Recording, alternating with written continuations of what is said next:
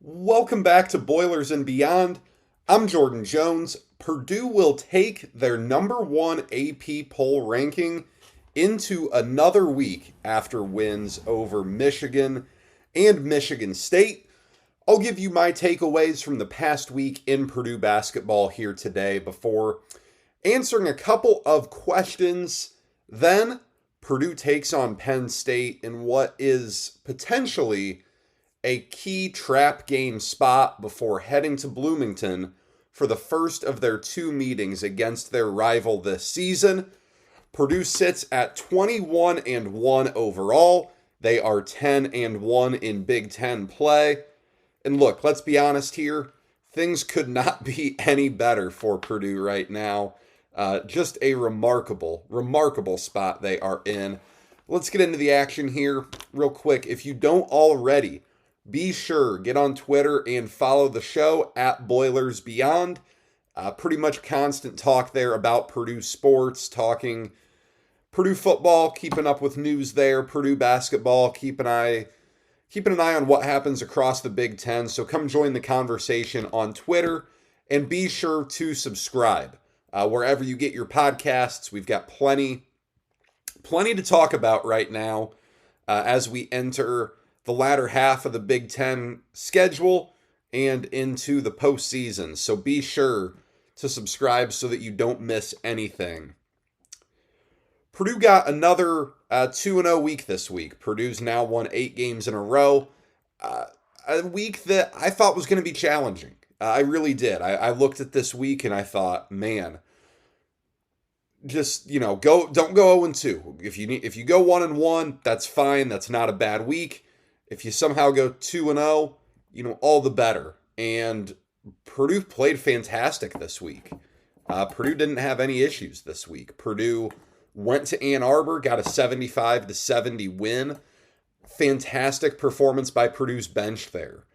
23 bench points that, I don't know for sure, but that had to be Purdue's most bench points they had in a long time. That's a lot compared to what Purdue's normally had. And all those guys off the bench, all 4 of the guys that Purdue plays off the bench had a big contribution to that game. Every time Michigan tried to make a run and cut that thing, to a 2-point game, to a 4-point game, Purdue was right there pushing back and going on a run of their own. That was a great performance that set up quite the big game on Sunday inside Mackey Arena against Michigan State. And it's Sunday evening as I record this. That first game against Michigan State was a really good one. It was a little bit similar to this, where it was the only big game on. And on Martin Luther King Day, it was the only game on, period. But, this had all the eyes on it. Tom Izzo had been really getting ready for this, talking quite a bit about officiating and all of that leading into this game. It created for a phenomenal atmosphere in Mackey Arena. They broke out the Rick Mount era 1969 throwback jerseys. They had the t-shirt game, a whiteout, a new thing there. That was all good. Overall, Purdue just dominated this game. 38 points, 13 rebounds for Zach Edey in just a remarkable performance. Malik Hall came back for Michigan State, someone who was out the first time they played, and it didn't matter. It didn't matter one bit. Purdue completely controlled this game from halfway through the first half on. It completes a season sweep of Michigan State, something that Purdue hasn't often done, something that most teams don't often do. Michigan State now hasn't won at Mackey Arena going back to 2014. So, they haven't played at Purdue every year since then, but you've had a number of Michigan State classes come through now without winning at Mackey Arena. I think, getting into some takeaways from the week, this was a really validating week for Purdue. I don't like looking everywhere else on this podcast and I don't get too into the rankings, the AP top 25, but you see Alabama just get blasted by Oklahoma on Saturday. And you see Kansas lose some games. You see Houston almost lose to Cincinnati. You see, and I know I'm missing quite a bit, but you see a lot of these teams across the country fall or look bad. And Purdue didn't do that. Purdue had played a bunch of close games in recent weeks. You think back to the first Michigan State game, the Maryland game. Go back a little bit further to the Ohio State game. I mean, that Purdue had been in all these close games that, we talked about this last week. Is Purdue going to be able to sustain this? And I don't think that Michigan game was as close as the score indicated. I know it ended the way it ended with Joey Baker banking in a 3 off a Hunter Dickinson illegal screen after Purdue had just one of the dumber turnovers you'll ever see. I know how that game ended, but Purdue commanded that game really well. That was a game at Chrysler Center where Purdue hasn't had much recent success. Since Robbie Hummel left, they had only won one game in Ann Arbor. Purdue went up and did that. You look at that game too, I think a concern that you may have had, and I probably had, is that when you look at what opposing guards can do, especially those shiftier, quicker guards, Kobe Buffkin he got it going a little bit. Gave Ethan Morton a couple buckets, gave Brandon Newman a couple buckets, but when that game got into crunch time and when it mattered most, Ethan Morton absolutely shut down Buffkin. He had a couple of air balls. He had, maybe he was only one air ball, but a couple of shots that weren't even close. And, you didn't let him hit those daggers on you or those shots that shifted all the momentum. You saw that. That was good to see. Hunter Dickinson, a very different 5-man from what Purdue has. He didn't kill you. Purdue handled that game really well. And then even with all of the lobbying that Tom Izzo did for the past few weeks, Zach Edey was just absolutely spectacular. You get that sweep. I'm not going to sit here and act like this is the same Michigan State team that Purdue has faced often over the past 20 years. If you look at the last 3 seasons, it hasn't been the same program since Cassius Winston graduated. It just hasn't been. But nonetheless, if you look at the philosophy that Michigan State plays with, how hard they play, they're still competitive in the Big Ten. To get that sweep is really big.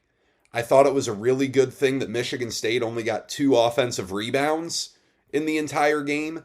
Purdue's been a little bit prone to giving those up this year, and that wasn't the case at all against Michigan State. They did a great job attacking the glass on the defensive end. You had Tyson Walker, who went for 30 on you the first time you played. He only goes for 8. And yes, those points shifted a little bit. Michigan State scored, I think, 62 the first time, 61 the second time. So the point total didn't change all that much.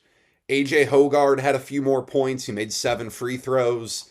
Jaden Akins hit some shots. But overall, that it's not like someone else came in and dropped 30 on you. Hogard had 20, but no one else really did big-time damage on you. That was really good by Purdue. You're at 10-1 in Big Ten play. As I said, Purdue's won 8 games in a row now. I did not at all envision, after that Rutgers loss, Purdue going on an 8-game win streak.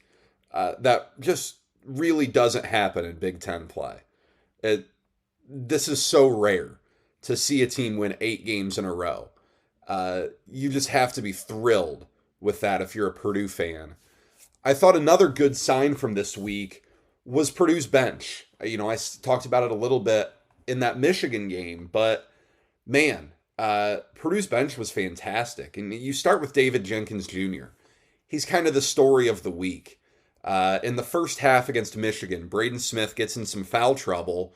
So Purdue called on David Jenkins to, I want to say he played 14 minutes. Let me pull that up, but I believe he played 14 minutes in the first half. Yeah, 14 minutes in the first half against Michigan. Something that, there's been a number of games this year where he hasn't played 14 minutes just total. To be able to come in and give Purdue really good minutes, he knocks down both of the threes he takes, pulls down 3 boards, knocks down a couple of free throws. He was excellent there. And then it's not a situation where Purdue needed him as badly against Michigan State. But man, he hits a couple of threes early on, hits a big one to send the game into halftime. Just all the momentum was with Purdue. He was great. He had an awesome week, and it was good to see for him. I still maintain, he's being asked to do a lot of things he's never had to do before. I've talked plenty about how he's being asked to play point guard when he isn't exactly a point guard. But let's not forget that, he's kind of a lead scorer. For 3 of his years in college, when he was at South Dakota State and UNLV, he was a lead scorer. He was the lead dog.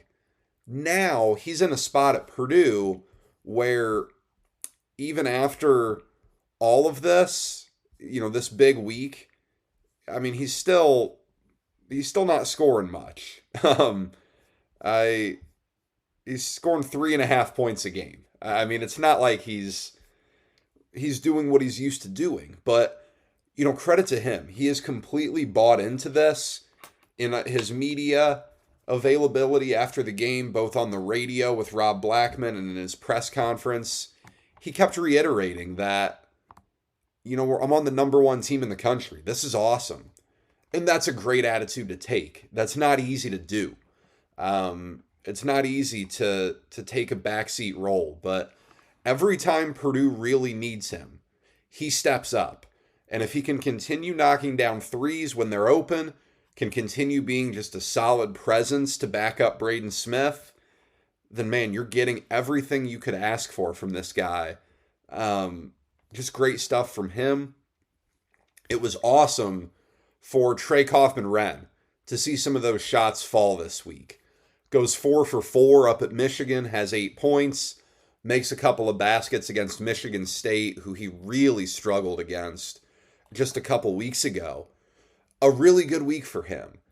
Again, he's in a tough spot because he gets the minutes behind the National Player of the Year in Zach Edey.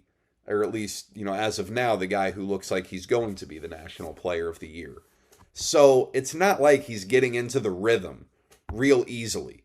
But I thought a really good sign was that he got matched up with Terrace Reed for a little bit against Michigan, and Trey Kaufman-Renn won that matchup. Terrace Reed is a true freshman, but very similar in the sense that he was a highly regarded recruit, a consensus 4-star, a top 50 guy, and Trey Kaufman-Renn won that battle. That was really big. I think there's still plenty of growth to do. When he's in the post, he's got to get to spots quicker. The spot where he wants to release his shot at, he just has to be there quicker. Just the body movements need to get there before the defender does, because he has to move around quite a bit right now to get that shot off. So I think getting more comfortable there is going to be big. And I think you need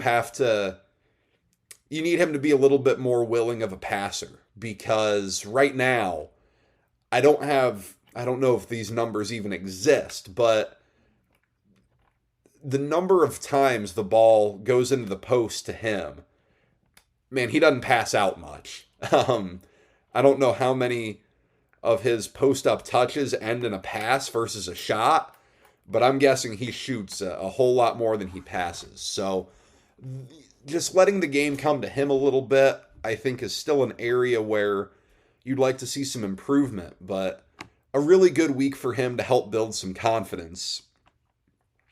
Mason Gillis just plays so damn hard. Against Michigan, he earned the second half start, which is rare. When you don't start the first half at Purdue, you normally don't start the second half. But he does all of the little things so well.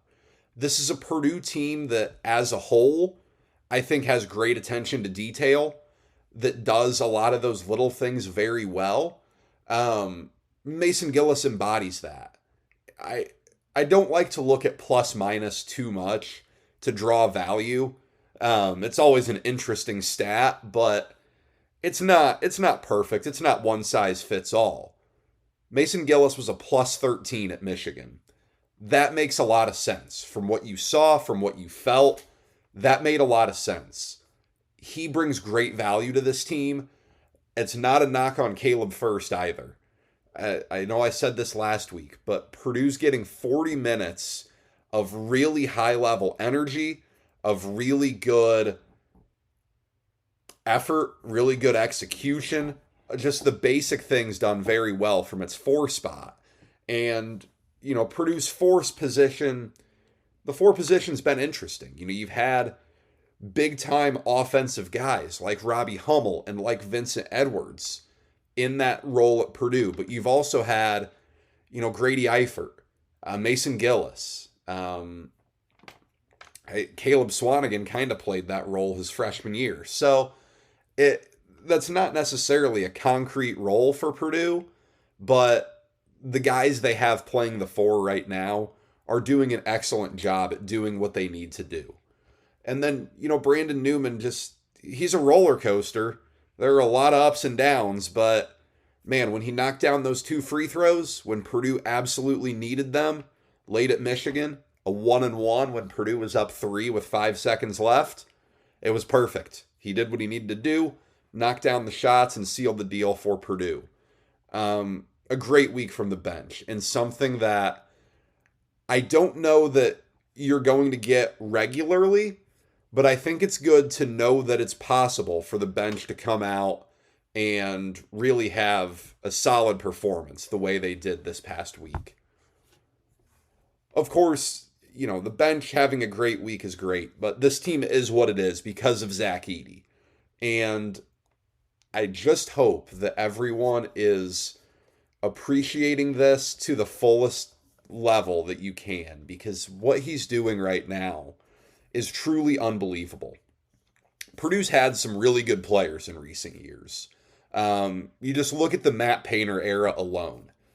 You've had Robbie Hummel, Etuan Moore, and Jawan Johnson in that class. They were phenomenal. You had Caleb Swanigan, a Big Ten Player of the Year. You had Carson Edwards, a first-team All-Big Ten guy. Travion Williams got there. Vince Edwards, Dakota Mathias group, Isaac Haas, they were great. Jaden Ivey, Travion Williams, guys who were really good players, but none of them have done what Zach Edey is doing this season. Not the Big Ten Player of the Year seasons from Johnson or Swanigan. People, Carson Edwards had the NCAA tournament run, but his regular season was a big old adventure of ups and downs. Nothing. Purdue has not seen anything like the consistency that Zach Edey is bringing to the floor right now. Thursday at Michigan, Edey goes for 19 points and 9 rebounds, and it really did feel like a quiet night for him. For 99% of the players in the country, 19 and 9 is a really good game. 19 and 9 is above your averages. 19 and 9 is the first stat that leads your team on the highlight ticker. All of that. That's not what it is for Zach Edey. And then, of course, he comes back from that and has 38 points and 13 rebounds against Michigan State to finish the regular season. 2 games against the Spartans, 70 points, 30 rebounds. That is not normal. That is not... no one in the country does that, but Zach Edey does. His demeanor is just incredible out there. He knows how good he is. And It's clear that he knows how good he is, but he doesn't get super emotional out there. He doesn't get upset at officials too visibly. He doesn't get fired up too visibly, but he is just a killer. He has that competitive streak, that killer instinct that you need to be a National Player of the Year type. There are some great players in college basketball this year. Jalen Wilson from Kansas has been awesome. Drew Timmy's been great. Trace Jackson Davis has put up some big numbers lately. Nobody is doing what Zach Edey is doing right now. There's plenty of season to go. 9 more regular season games for Purdue, plus the Big Ten tournament and NCAA tournament. But man, as of right now, I think Zach Edey is probably a unanimous National Player of the Year. He's just been so good. One thing that was interesting this week was Fletcher Loyer. It's not like he had some massive week. He did have 17 at Michigan. It was a quiet 17, goes 8 for 8 from the foul line. But he knocked down some really nice shots inside the arc. And against Michigan State, he did the same thing. Watching him score off the bounce is just crazy. He's very crafty. He knows angles so well. He's getting more and more comfortable around the basket.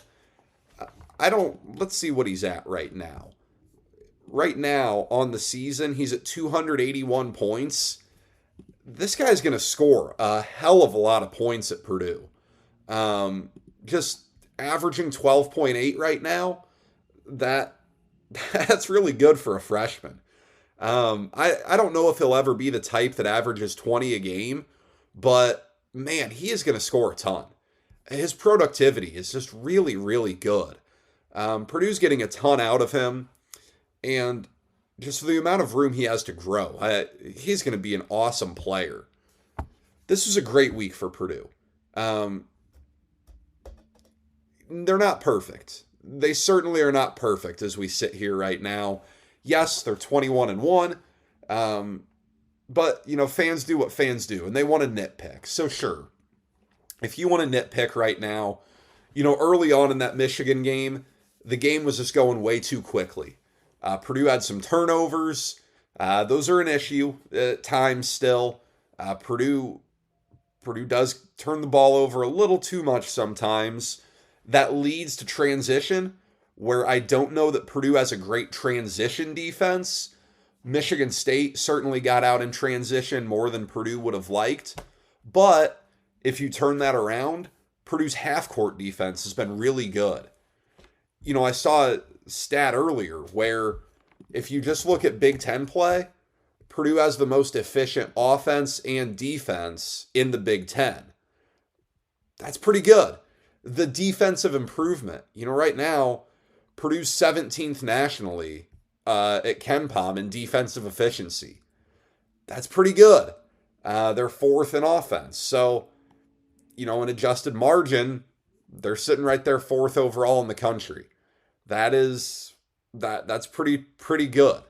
I think you've seen some real growth on the defensive end this year. So sure, you can worry about the transition. You can worry about the turnovers. I still think Ethan Morton's a really good defender, but if you get a smaller guard who's really shifty and quick and changes directions really well, I think that could present some issues for Purdue. But, you've really got to nitpick because Purdue is coming to the arena every night laser focused. Purdue is coming to the arena and executing at a high level, and Purdue isn't beating itself. And after a couple seasons of Purdue beating itself a few times, it's pretty nice for Purdue fans to see this in really what just remains the most improbable season that you've seen in some time.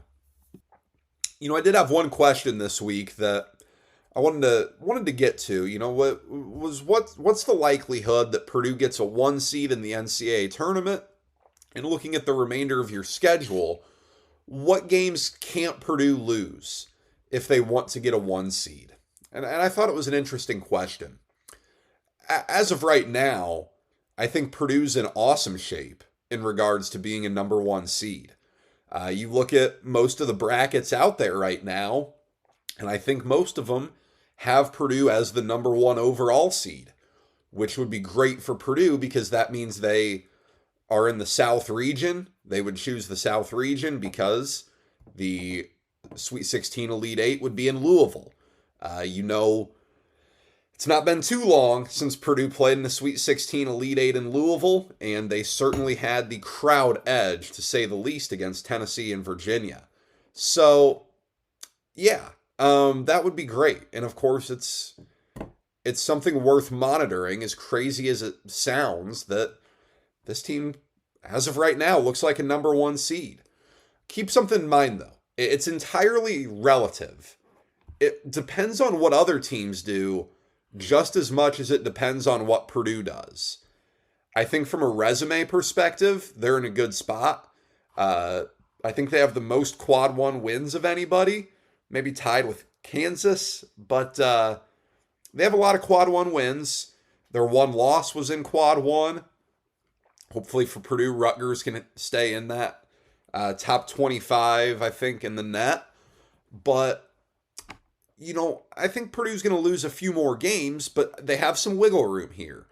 If you look at the teams that are in contention, Purdue's got 1 loss, Houston has 2, and everyone else has 3 or more. And some of these teams that are up towards the top, UCLA, Kansas has 4, Texas has 4. I'm just looking at, KenPom here. Tennessee has 3. So Purdue's got a little wiggle room. You don't want to play with fire too much and end up on the 2 line, but right now you have a lot of good opportunities left too to pick up some quad 1, quad 2 wins, and that's what drives the resume. I think the question about what games can't Purdue lose is a good one. I don't have all of the projections in front of me, but you don't want to lose games outside of the first 2 quadrants. You don't want to lose at home to teams that are maybe not tournament teams. I guess in general, you don't want to lose to teams that aren't going to be tournament teams. So, Penn State's on the bubble. You don't want to lose to them at home. Ohio State is just kind of falling apart. You get them at home in late February. You don't want to lose that. I know you go at Wisconsin. You don't want to lose that. They have looked horrible lately. I know Purdue struggled with them last year, but you don't want to lose that game. Northwestern's on the road. I know where they're at in the Big Ten standings. You don't want to lose to Northwestern. So I think those are some of those games. You don't want to lose at home at all, really. You have some tough road trips. I think Indiana's going to be a bear. Going to Maryland's going to be really tough. But your other 2 road games, Purdue only has 4 road games left. Wisconsin, Northwestern, I think you feel all right about those. So really, Purdue's in pretty good shape here. Continue taking care of business. I had a question too about, how optimistic and excited should you be? Look, if you're not having fun with this and you're a Purdue fan, I've got some real questions for you. This has been awesome so far. And it's going to continue here this week. It's Big Ten play. It never stops. So Wednesday, 6:30 in Mackey against Penn State. And then Saturday, a 4 p.m. tip-off down in Bloomington against Indiana. And as I said in the open, this game against Penn State is something that Purdue should probably be worried about, if you ask me. Not in the sense that Penn State is some incredible team, but they're good enough, and it's a tough spot. Purdue just had a big atmosphere today at home. They beat Michigan State. It was on CBS. It was great. It was rocking in there. Purdue comes home, stays home. It's a 6:30 tip-off. That's early. It's a little sleepy sometimes. you beat Penn State already, and Penn State played pretty well in that game, and Purdue ran away with it in the end, won by 13. You got reason to feel good about it if you're Purdue, but you don't want to feel too good because Penn State plays with that style that can get anyone on any night if they're hot from three. They are going to launch threes on you. It's what they do. They just blew Michigan out today because Penn State made 13 threes. That's just what they do. They're going to shoot a lot of them. You've got to be ready. I think it's going to be really interesting to see what Micah Shrewsbury does to Zach Edey this time around. Last time he went one-on-one, and Kebba wasn't ready for that. He isn't capable of handling that yet. So what's he going to do now? I don't know. But I'm assuming something's going to change a little bit. I'd be surprised if Shrews goes back one-on-one with him. If you're Purdue, you worry about Jalen Pickett, of course. He's an all-conference caliber guard.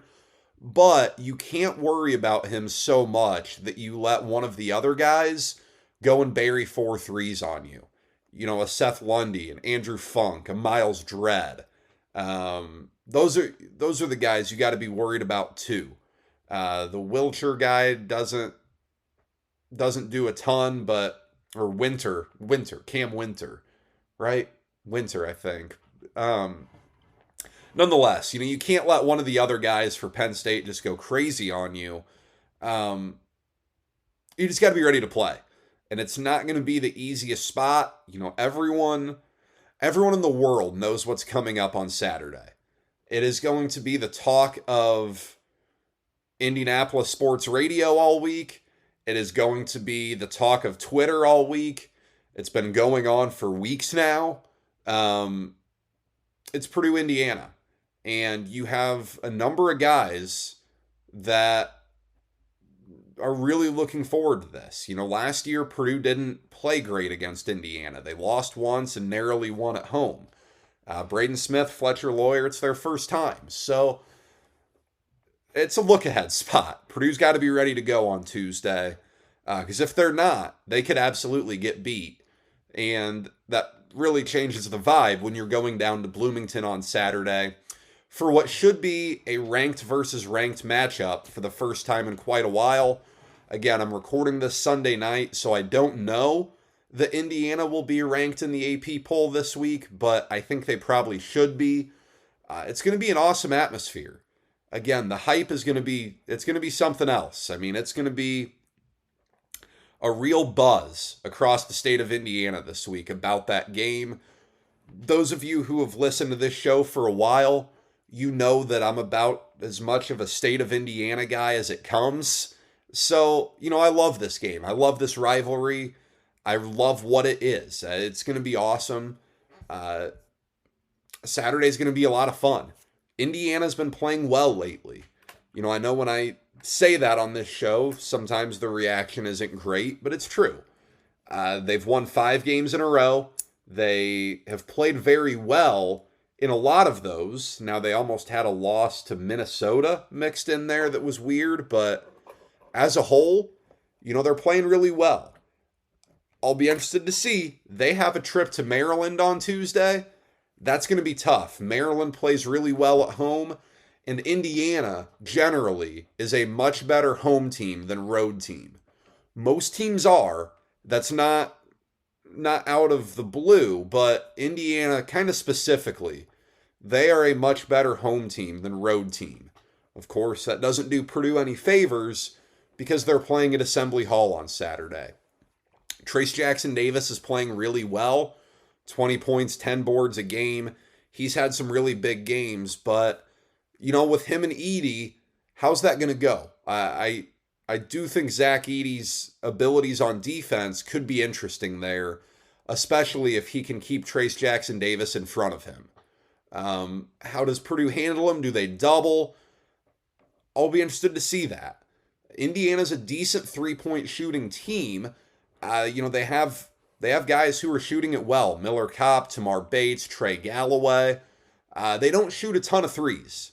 It's a pretty low volume shooting team, but if you double off, are you going to leave Race Thompson or Jordan Geronimo wide open out there? I don't know, but we'll see how Purdue handles that. Jalen Hood-Schifino, he's one of the better freshmen in the conference. He's playing really well. He just had a flamethrower performance against Ohio State the other night. He's going to be who Ethan Morton gets. That's going to be a good matchup for Morton. That's going to be a good test. Hood-Schifino can really score at all three levels. Of course, Purdue would love to just let him take contested mid-range shots all day, but what can he do to you? Can you keep him under control? Can you make sure they just don't get really hot from three?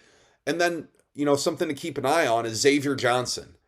He's their point guard who was hurt his foot back in December at Kansas, but it sounds like he was going through early shoot around the other day without a boot on. So, what does that mean? I'm not a foot expert, so I have no clue, but I would say it's possible that he plays against Purdue on Saturday. So, if you remember back to last year in that game at Mackey Arena, he did some real damage on Purdue. Him and Trace Jackson-Davis in the pick and roll really gave Purdue some problems. And that was what ultimately, made that game come down to the wire where Purdue narrowly hung on to win. You'd like to avoid him if you can, but if he plays, you've got to be ready for the element he brings to that team. Overall, though, with where Purdue's sitting, 11 games down, 9 to go, you're in great shape. Northwestern is the only team within 3 games of Purdue. And with all due respect to Chris Collins and Boo Buie and Chase Audige and the Wildcats, look, I'd have to suspend a little bit of disbelief to think that Northwestern is actually a Big Ten contender. If you're Purdue, show up, maximize possessions, play defense, get the ball to Zach Edey. It's not the most complicated formula right now for Purdue. Again, I don't think they're going to finish with just one loss. I keep saying I think they're going to lose, and they haven't lately. But you're in a great spot. Things can change really quickly. Just like that, you can have a bad week and go from 1 loss to 3 loss, and your lead goes from 3 games to 1 game, and you have tough road trips coming up, and all of that can really start to come together and sure, cause some concerns. But, just in general, Purdue couldn't ask to be in a better spot than where they are right now. And if you can take care of business against Penn State, then you're in a really good spot going into a really high energy, high drama game that ultimately, may or may not have a ton of bearing on the Big Ten race. So, long story short of this podcast, take care of business on Wednesday. Don't glance past the Nittany Lions. But that's all I've got for you this week. Thank you for spending your time with me. Be sure to follow the show on Twitter at BoilersBeyond for all the up-to-minute thoughts and news on the Boilermakers. Plenty of commentary coming from this week's games as well. Be sure to subscribe as well wherever you get your podcasts. Make sure you don't miss next week's episode. It'll come Sunday night after the Purdue IU game. Send over any questions or any topics that you would like me to discuss on the show next week. Enjoy the games this week, guys, and take care.